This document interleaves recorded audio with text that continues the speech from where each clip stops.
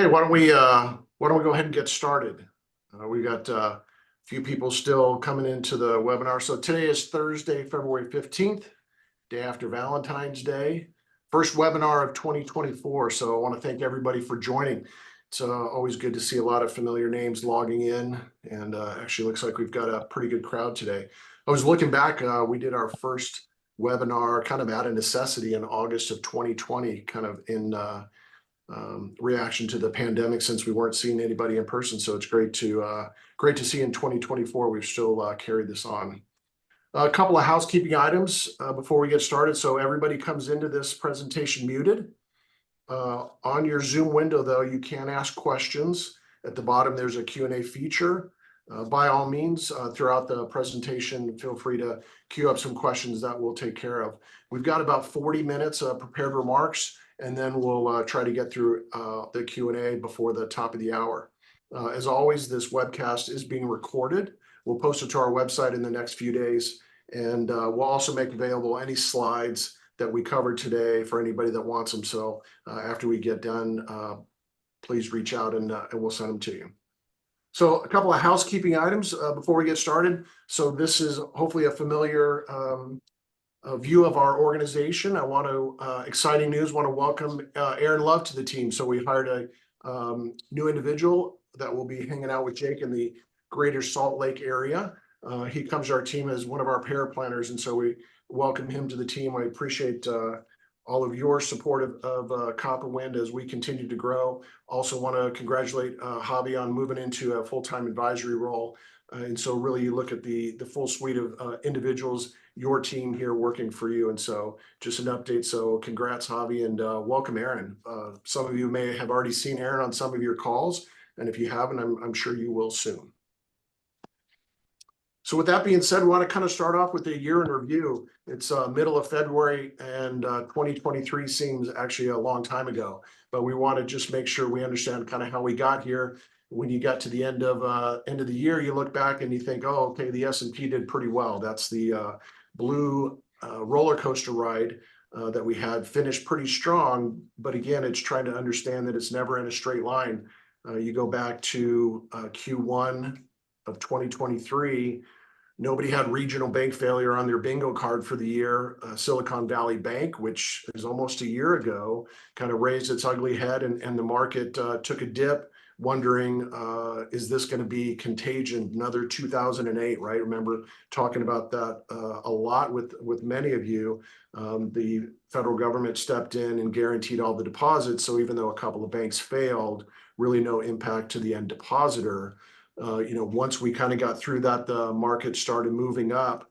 The Federal Reserve stopped raising interest rates middle of the year in July, got to the 5.5%, and really told the market that they were going to stay higher for longer. They weren't going to cut, and they had gotten to where they needed to be. And so you get into Q3, it was a rough Q3. We had a 10% or more pullback, depending on the index that you were looking at.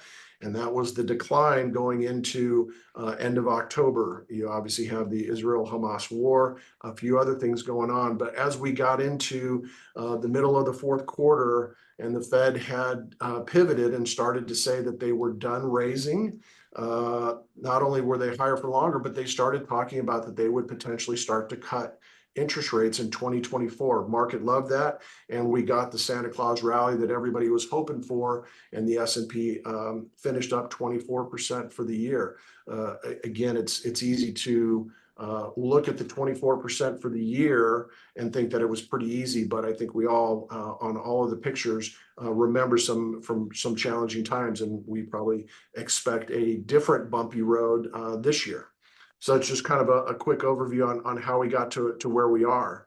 So really what we want to do in most of this presentation is start to answer some of the questions that we've gotten from you that are pretty common in our meetings, on the phone calls. And so it kind of steps from 2023 to 2024. The first question is, so if the Fed says that they're done raising interest rates, what's next? And really you get into kind of the dual mandate of the Fed is to fight inflation is the big one. That's the headline news that most people read about. And you go back to inflation peaking in 2022 at that 9%. That was the highest rate of inflation we had had in decades. And really the Fed, that was the reason that they started raising so quickly. Going from 9% inflation to 3% inflation, that consumer price index bluish green line, 9 to 3 is going to be a whole lot easier than getting from 3 to 2. And we've talked to a lot of you about this. The Fed's target of 2% inflation, while you see the red dotted line, we're never exactly right at 2%, but the Fed has not moved their target. The consumer price index that bottomed in May of 2023 at right at 3% has really moved sideways. It's been a little choppy. You don't see this continue march down to 2%.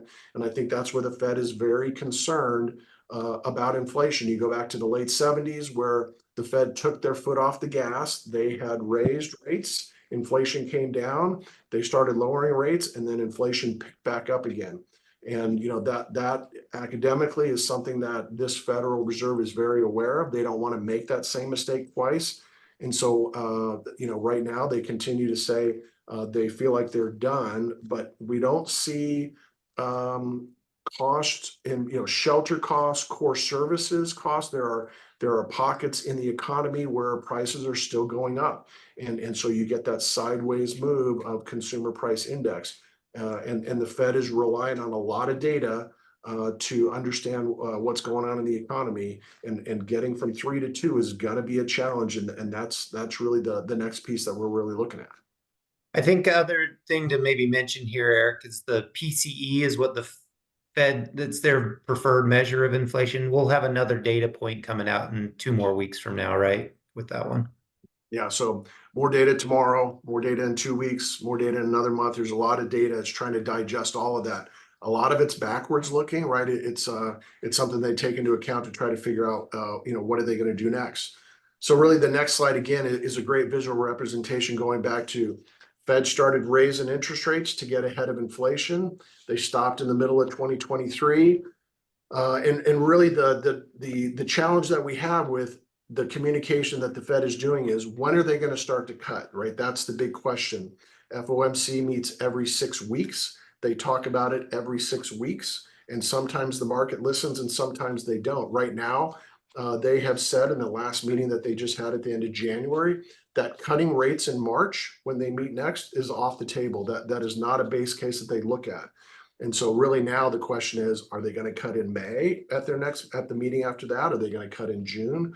So that's a lot of the discussion. And this chart here, while maybe a little busy, is a good representation of the blue line at the top. That's a nice stair step down, is what the Fed is communicating, that they're at between 5.5 right now, and that they will cut 3 times during this year. So you get to the end of December, and that the Fed thinks that the rates will be at 4 5/8. The market, the green line back in January, was expecting anywhere between 6 to 7 rate cuts. That's what they wanted. That's what they are expecting. And there's a huge difference between that green line and the blue line. The Fed has been very consistent about what it is that they're talking about, and the market does not listen. When they had their last meeting in January, where they reiterated that they are waiting and that March is off the table, the red line is now the mid-February last week on what the market expects. And so we like to see that a little tighter. There's always going to be a disconnect between the market and the Fed. And as we've talked about in the past, somebody's going to be wrong. Either we're going to get slammed into a recession and the Fed waited too long and they're going to have to cut more and deeper, and therefore the market was correct, or the Fed's right, we have a nice soft landing and they don't need to cut drastically. And so, but those air pockets, I think, Jake, that was a good term you used in a meeting we were in, the air pocket between what the market expects and what the Fed is communicating is that volatility that we see. A number comes out and you see a wild ride both on the stock and the bond market when one or other is confirmed.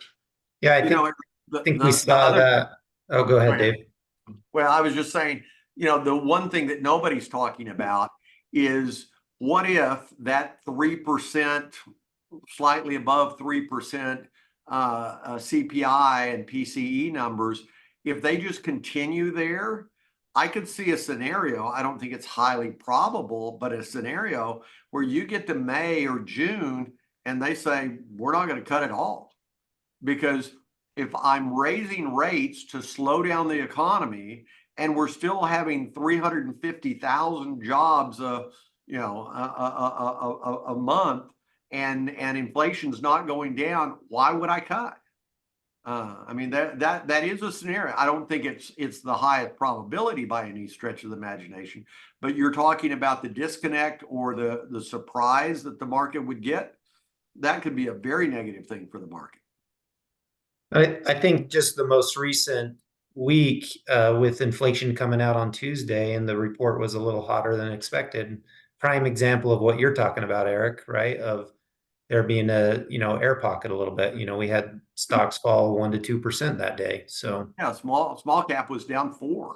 Yeah, I mean, it can be ugly. Yep. And so again, that's data coming out, reconfirming, oh my gosh, inflation's not taken care of. The Fed's not going to cut.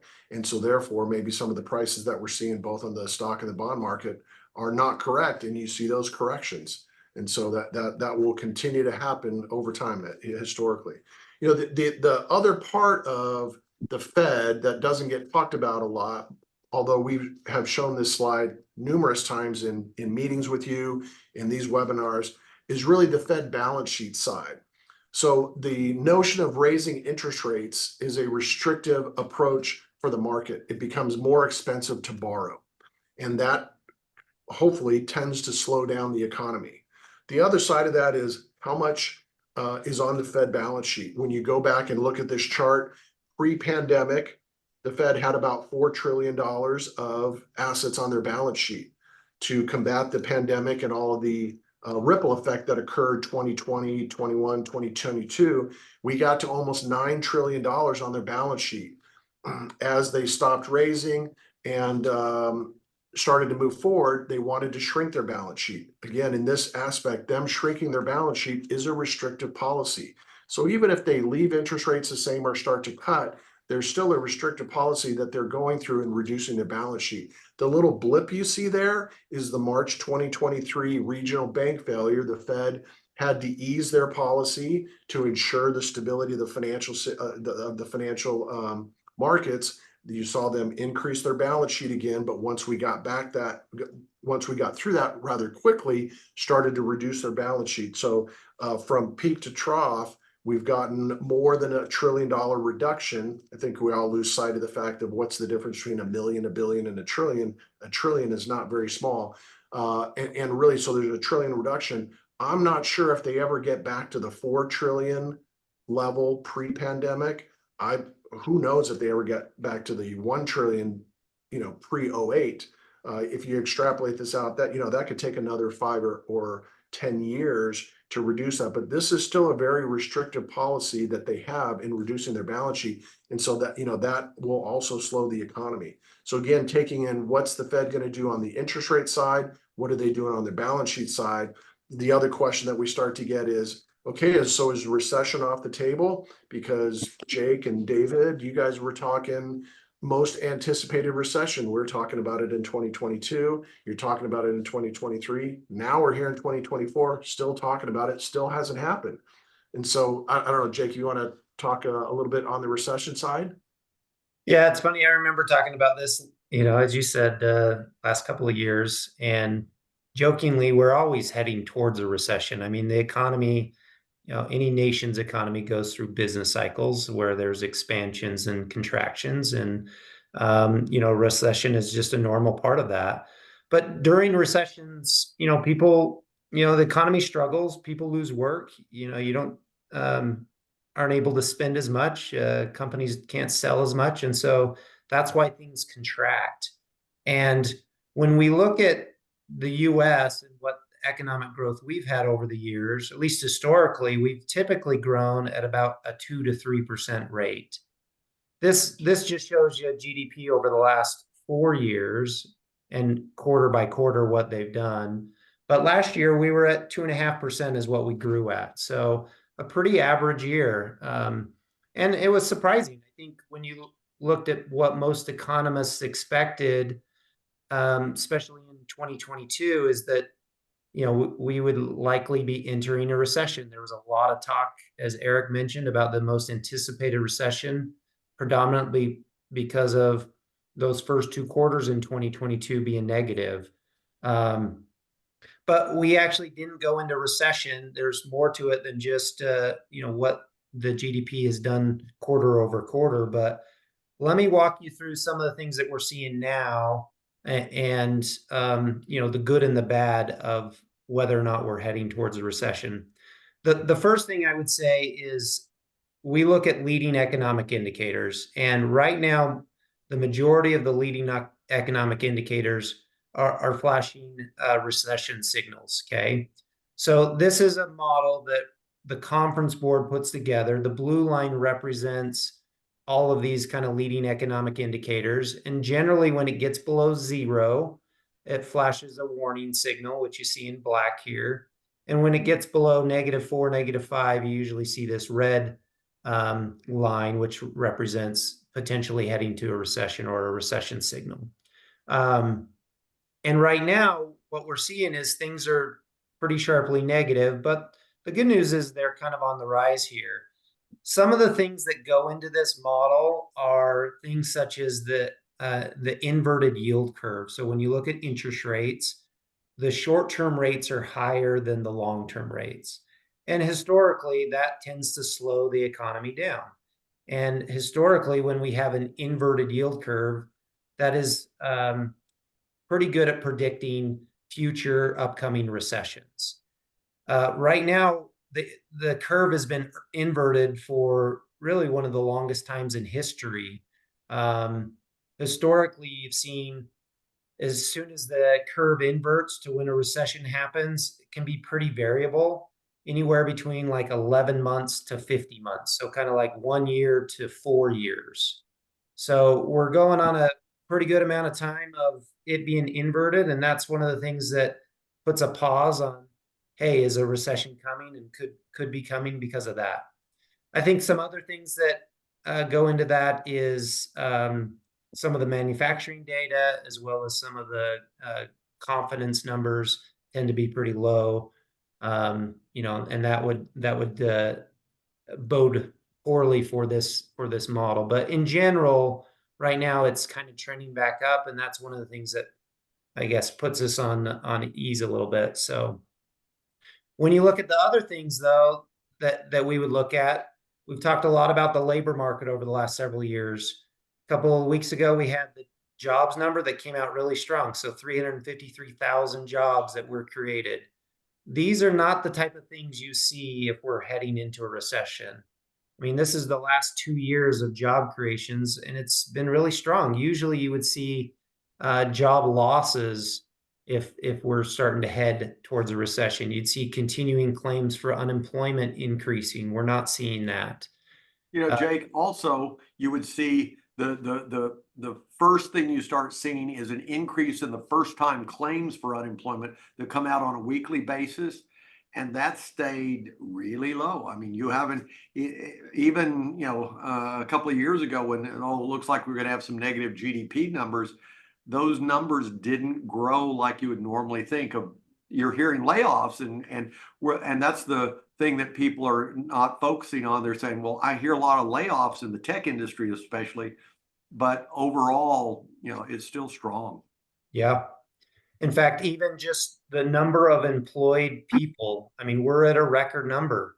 We're at a 50-year unemployment low. And so, you look at numbers like this and what you had just mentioned, Dave, it's just, it's tough to see a recession when the labor market is as strong as it is. If you are qualified for a job and want a job, you can get one. And what that leads to is more people spend. So if we look at the personal consumption numbers, they're still really strong. In fact, we take this back the last 40 years, and you can kind of see the trajectory, but really over the last 3 to 4 years, that trajectory has increased quite a bit. It's definitely above trend. Now, these are nominal numbers. They're not accounting for inflation, which obviously that's that's caused a lot of trouble over the last few years. But for the most part, consumers are in pretty good shape. And we've mentioned this before, but one of the reasons they're in such good shape is because most people, the majority of people own a home, and the majority of people that own a home have a mortgage on it. And that mortgage is locked in at pretty low rates right now, which has been one of the reasons why I think people have been in fairly decent shape when it comes to spending.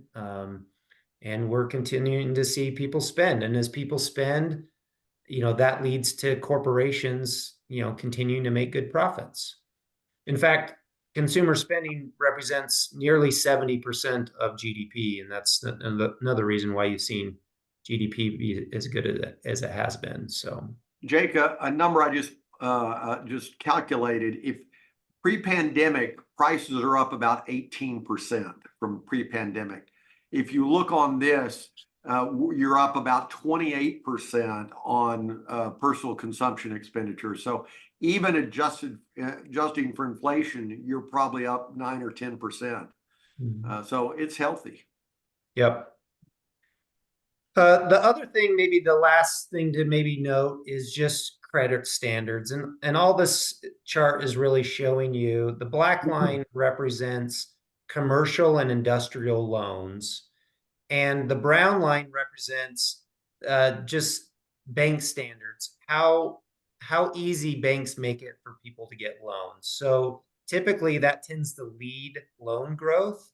And as we've seen here recently, banks have been easing their standards, making it easier for people to get loans, and that will usually generate loan growth, which is generally positive. So I think when we look at all of the things that we're seeing right now with the labor market, consumers are in decent shape, inflation trending down, banks easing kind of their lending, that would tell us that it feels like we're not heading towards a recession in the next 6 to 12 months.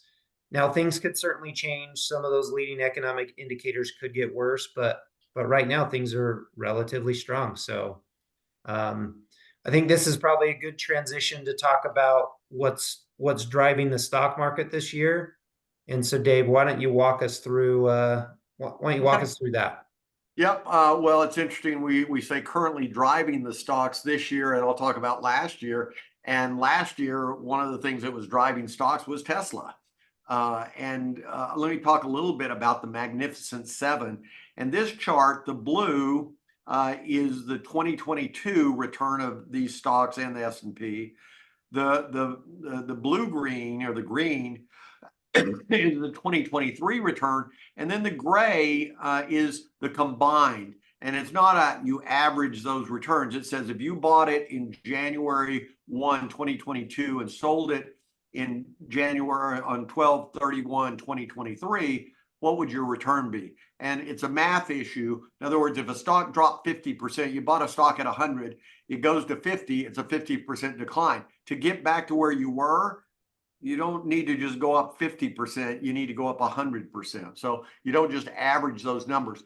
But if you look, NVIDIA was down 50%, and then last year was up 239%. So for the entire time frame, you were up 69%. Now, it was a wild ride. I mean, you wouldn't have been happy down 50%, but you'd be ecstatic of up 239, and it's added 47% since the first of the year. So talking about a stock on fire, it is. But if you go over to Tesla, where I was talking about driving, it was down 65%. And as we talked about, up 102, but net, that means it's down 29% and is down another 22% this year. So people are saying it shouldn't be the Magnificent Seven because at least one of them is not doing very well. And even Apple is not doing that well this year. But if you look at the S&P during that entire time frame, what you see is it was down 18 and then it was up 26. So net, you were up 3. If you look at 500, the S&P 500 equal weight, in other words, the Magnificent Seven are weighted the same as the bottom 7, you end up with a -12, a +14, and a total return of 0 since then. Now, this year, we're already up 4 or 5% on the S&P. So it's been a good, year for, for this year. Why did the Magnificent Seven do so well? Well, if you just look at this is fourth quarter earnings per share revisions. They were up 4% just for that quarter.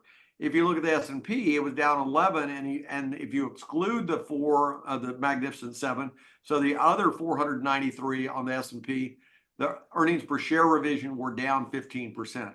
Ultimately, earnings per share going up is what drives the market. So we'll see. I will tell you, it seems like you're getting a little bit more participation in the other 493 this year, but it's not near as much as you would think. This goes back a year ago. So S&P on the top, S&P equal weight on the bottom, and the difference is pretty stark, 22% versus less than 6. Dave, what ahead. are we seeing as it relates to valuations right now? Would you say that things are expensive or cheap?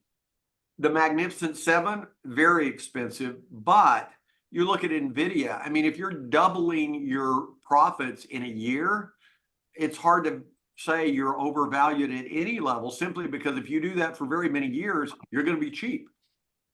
If you look at the other 493 stocks and say, are they very expensive? They're a little bit above average. They're probably at 18 PE.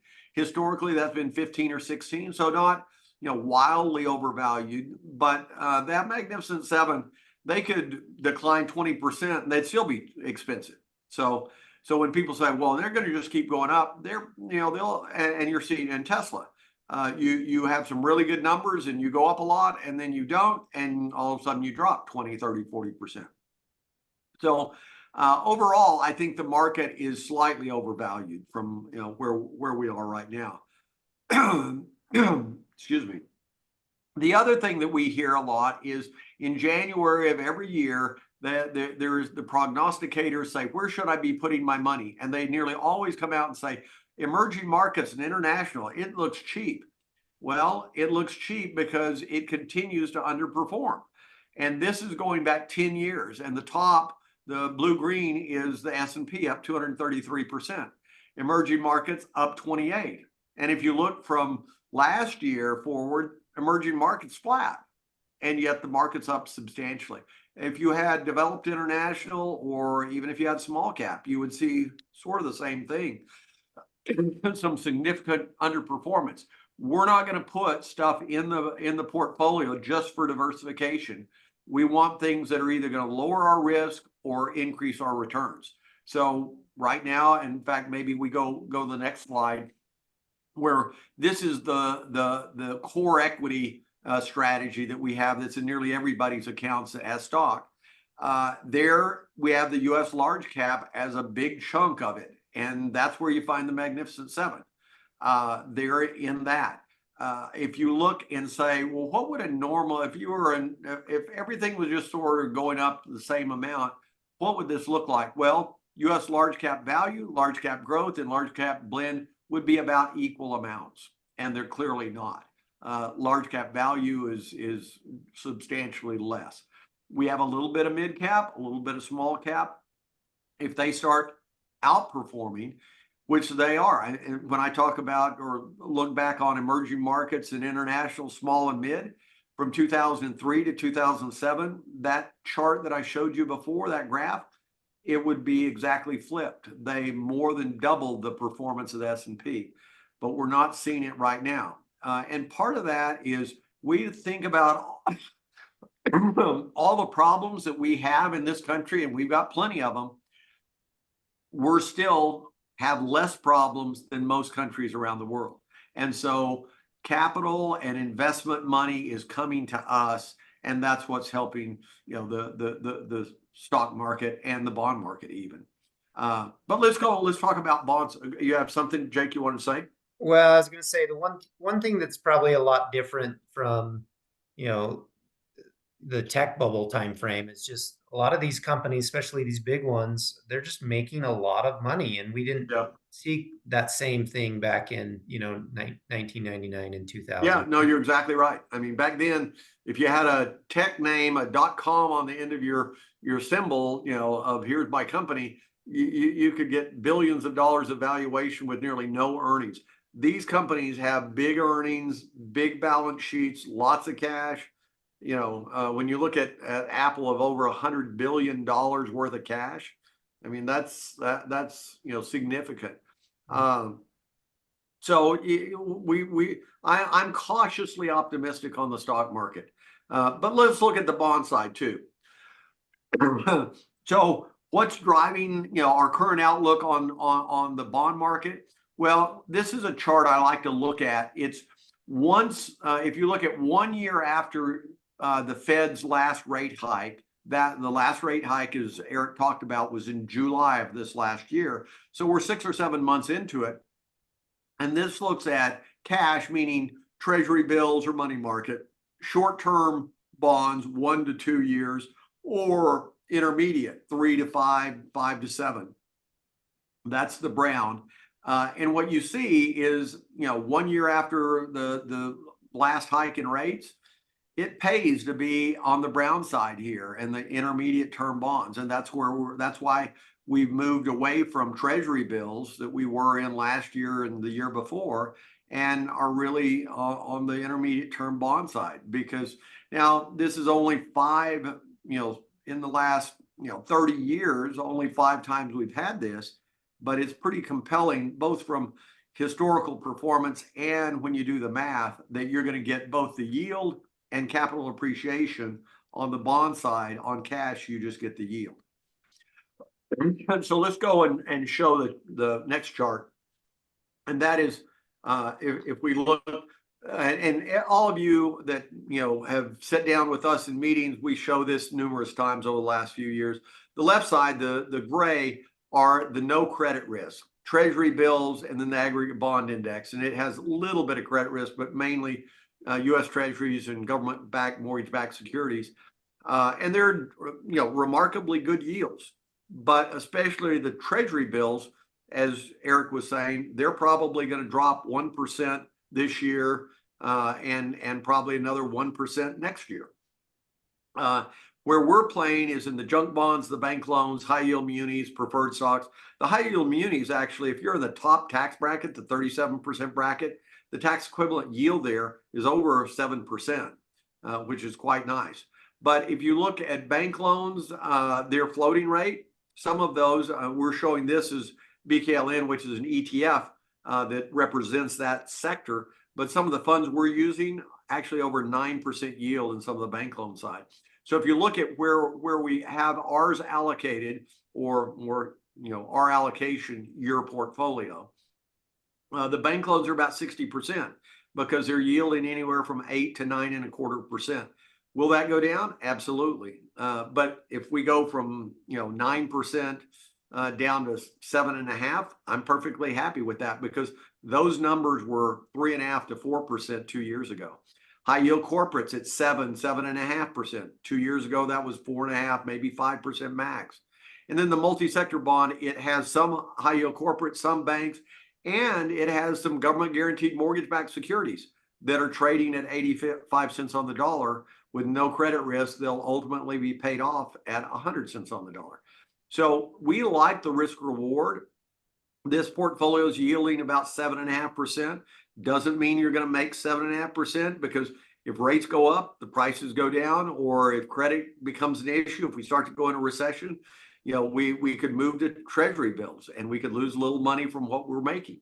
But I do like the risk reward here, simply because the yield is significantly higher than we've seen in a long time. And the credit, with the current situation where most people are working and their wages are going up more than inflation. And this is one of the things that we talked about earlier, is you look at inflation and say, yeah, that's going up. But if you look, the biggest component for the CPI number and the PCE number is shelter costs, your house or your rent. And you got 60 some odd % households in America own their house.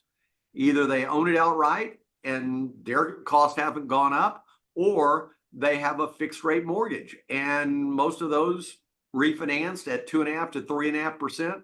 And so they're in a situation where their cost for a lot of their stuff didn't go up, their largest cost, and yet their wages have. So you're seeing consumers, the majority of them, they're on the lower economic end where they're paying rent and don't own a home. Those are struggling some. But for the average consumer, they're in pretty good financial health. So, so anyway, that's where we are. We're very constructive on the fixed income side, simply because the risk reward looks pretty good. We're cautiously optimistic on the equity side. But as we always say, just like the Fed, we're data dependent. The market turns south for any reason. And as we've learned in the last 4 years, for sure, nobody in January or even this time, February of 2020, was saying, you know what, I bet next month we just shut the thing down and everybody works from home and close the schools. And, nobody even thought about that. And so there's always a disaster that can come up that we don't know. That's why, we don't just sit and say, well, we'll just ride it out forever. Our models will take risk off when, risk rears its ugly head. So, Eric, why don't you jump back? Yeah, so before we get into the Q&A, we'll end with everybody's favorite favorite topic is upcoming tax time. So just as a reminder, we have a lot of clients who used to have accounts at TD Ameritrade that are now at Schwab. For the 2023 tax year, most of you will need 2 tax documents to file your taxes for every account. So there's some situations where that doesn't apply. But I just want to make sure everybody's aware. If you have questions on your accounts, on what documents are already posted and what documents might be coming, by all means, give us a call, shoot us an email. I think Schwab is looking to post a large majority of their 1099s tomorrow. So I would say this weekend, through your Schwab login, you should be able to see both TD and Schwab tax documents on each account. But just want to make sure this is going to be a little bit more of a document heavy tax year. But just wanted to everybody keep your eyes out, because I know everybody's pretty excited about getting through filing their taxes. Yeah. And Don't get one of them and say, oh, let me go get my taxes filed, because if you don't have both of them, you're going to have a problem. And you need to be aware that there'll be some revisions that will occur typically on the 1099. So those will come out weeks after as well. Yeah. So we'll move to the Q&A section. We've gotten a good number of questions so far. One is mostly on the election. And so we actually loaded some slides knowing that we were going to get some questions. Is what's happening in 2024 with my allocation, with the stock markets, knowing that there's a presidential election. And, in preparing for this slide, we have probably a dozen slides that we could have put in here. We've had one in the past where it goes back to the 1960s with every president and what the stock market's done. For those of you who remember, it's kind of the blue and red chart. We're really trying to hammer home, it doesn't matter if you have a Democratic president or a Republican president, the stock market over time does not care and goes up. We try to switch up the slides a little bit more and talk about the January effect. When you look at the performance of the market in January, what happens the next 11 months? So on the left-hand side of this slide, if you have a positive January, the next 11 months are up 12.7%. Just as a reminder, we had an up January in 2024. Interestingly enough, if you have a negative January, the market over the next 11 months is still up, just less, 7.6%. And so it's kind of an interesting dynamic on whether or not January is positive or negative, what the returns are. If you look in the box, in the yellow box, or says in presidential election years where January's been positive, again, regardless of who got elected, in the next 11 months, they average up 15.6%. And so again, just trying to hammer home, it doesn't matter who's going to get elected. Now the chart on the right does break down the last probably 15 or so years. that there is a lot of variability from year to year. We're talking averages on the left, we're talking actual on the right, to where you can have positive, positive, positive, negative, any interchange. And so again, this goes back to, there is a lot of emotion coming into an election year. I don't think that is going to change for probably the next couple of elections. And knowing that there's a lot of variability, we want to take that emotion out of the investing. We stay invested in our models. We're there. It's not predictive. We don't have the crystal ball out, but the headline news that we'll read for the foreseeable future is going to put a lot of things into question. And we get back to, what's the president? I don't know, David, you tell me, what's the president really have the most impact in short term that is not market related? Well, I mean, you see international relations, you see it on regulatory stuff, you see it on judges. But the reality, as you talked about, it's more what the Fed's doing. I don't care. I mean, we could bring back Abraham Lincoln, and if the Fed is raising rates, the market's going to struggle. I mean, that's just the reality of it. If we're starting into recession, or if we're coming out of a recession, typically the market's going to go up regardless of who you have there. So the business cycle and the Fed is what drives the market. But every 4 years we have people, that look and panic, because if so-and-so gets in, we need to go to cash, gold, or Canada. And the reality is, that's not what's going to drive the market. It's not to say that who's president is not important. Absolutely it is, but not for whether the market over the next 12 months is going to do well or not. And I think you look at, it's the longer term trends from an economic and a marketing standpoint. I'll read all the disclosures here soon, but I appreciate you at least flashing those up there, Jake. Really, it's the longer term trends of the economy and the market. I think presidents and potential candidates always use the market as a campaign on, it's not doing well because the guy who's in there, and it's going to do well when I get in there, or it's doing well because they think I'm going to get in for, so I think there's just a lot of air that gets blown around, and that I don't think there's a direct correlation. And again, I'm sure when we have our next webinar, we'll have another presidential election slide that we're not changing our approach just because this is an election year. So another question, David, that we didn't touch on that has come up is more on the going back to the regional bank failure. There's a lot of interplay between commercial real estate. That's kind of the other most anticipated bad thing that's going to come up, is like, when are we going to, but again, kind of post COVID, nobody's going back to work all of the time. We've got extra commercial real estate out there. Concerns or thoughts on that particular piece of the economy? There's definitely some concerns there, because if you look at one point in the US, 75% of the people were working only from home. And that was the case in Europe. Europe's gone back to about 75% of the people working in the office. We're at about 50% of people are in the office all the time. And it's sort of stalled out at that level. This may be the new normal. And the issue is, if I don't have, I had 100,000 square foot office space, and only half the people are coming in anymore, then I only need 50 or 60,000. But if I've got a 5-year lease, I got another 2 years on it. A lot of the big companies just, we'll deal with it then. But when that comes up, I'm not going to renew. And you're starting to see in some of the big cities, Manhattan, Chicago, San Francisco, LA, where the downtown stuff, if it has to sell, or there's a refinancing that needs to be done, because a lot of these deals, you buy a house, you get a 30-year mortgage. Nearly none of these big buildings are on 30-year mortgages. They're on 5, 10, 15. They may amortize like a 30-year, but there comes a time when I got to refinance it. And that's where then you start seeing it goes back to the Warren Buffett. That's when you see the tide goes out, and you see who's wearing swimming trunks or not. And you've seen a couple of them that have been sold at 30 to 40% below what they sold pre-pandemic. which really scares it.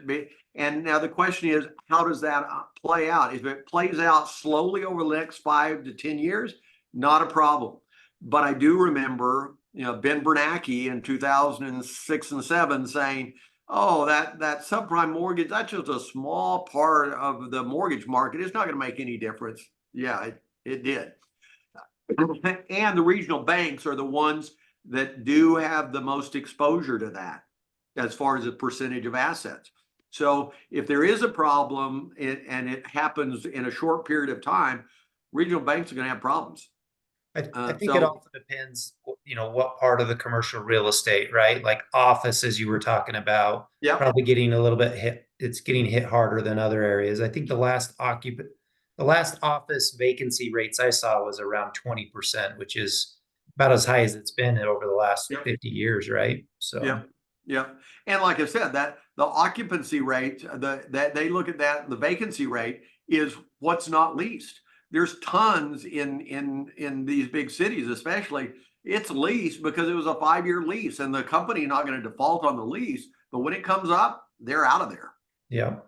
So And I think that's why it always takes a little bit longer than everybody expects. The bad thing to happen is like, oh, we read about this, it's going to happen on Monday or on the next Friday, versus, well, over time. So if you take your 5-year example, you have people whose leases are up this year, next year, 2 years, 3, right? So it's like over the next 2 to 3 to 5 years, you'll see this change, but it's not going to be all at once.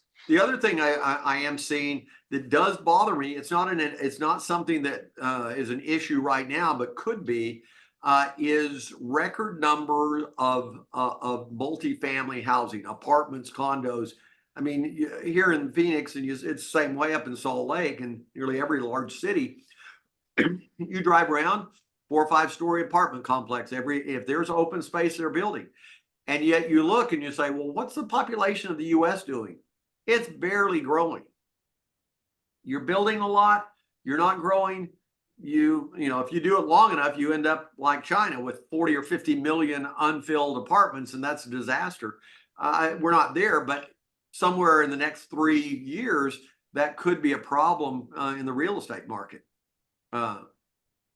So why don't we go on to some of the other questions that the people have asked? We've got a couple. I'll try to package them together. Maybe Jake, you can touch on just the amount of U.S. debt, right? So we talked, going back to the chart that I was talking about on the Fed trying to roll off their balance sheet. What's the risk associated with that level? A couple other questions on, how long could we hold this? So Yeah, I mean, I think that's one of our biggest concerns, definitely long term, right? I mean, the national debt right now is at $34 trillion. The the number I think I saw not too long ago is like that's equivalent to about $2 billion a day in interest to service their debt, right? And that's the real worry is as rates have moved higher, and the amount of debt that they have, that costs a whole lot more. And nobody seems to really be talking about it or wanting to do anything about it in the government. I mean, maybe lots of talk, but no action whatsoever. So the concern, I think, long term, even though it's still probably a 3% piece of what our GDP is, it's not an issue right this moment. But I think, in the long run, it's a real concern. I think the congressional budget, they did their budget that they do every year, and it was like projected out at the current pace that we're at, they'd added like $19 trillion by over the next 10 years, which is just crazy. Yeah. So yeah, it's crazy. One of the jokes in Washington D.C. is that that the deficit and national debt is like the weather. Everybody complains about it, but nobody does anything about it. And and I think that's right, because nobody wants to. Because when you look at what makes up that problem, the deficit, nobody wants to raise taxes, and nobody wants to touch Social Security, Medicare, Medicaid, national defense. And this is the first year that we're going to pay more in interest than than our defense budget, which is crazy that you're paying more interest than you are to be prepared for safety of the country. And when the economy's doing pretty well as it is right now, you would think that we'd be running, surpluses, and we're not. So Yep, no, you're right. I think the outcome of that is, I think some of the things that we get concerned about is how does that impact inflation over the long Yep. run, right? So, because that could be the way that they get themselves out, is they inflate their way out of it, and that's a long-term concern. Yeah, and there's a couple of questions here that we can sort of wrap together.